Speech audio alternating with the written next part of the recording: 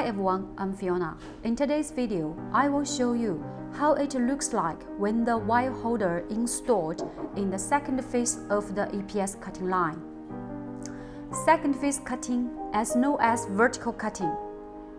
Generally speak, we will hang two pieces of cutting wire for the second phase cutting, which is mainly used to remove the edge skin from the both sides of the EPS block.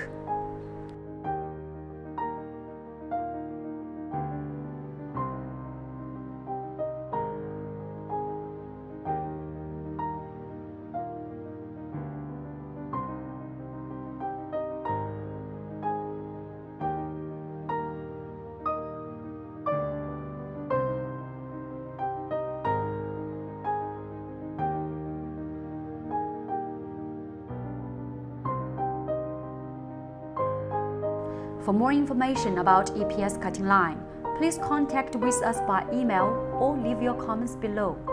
If you like our video, please do not forget to subscribe. I'll see you next video.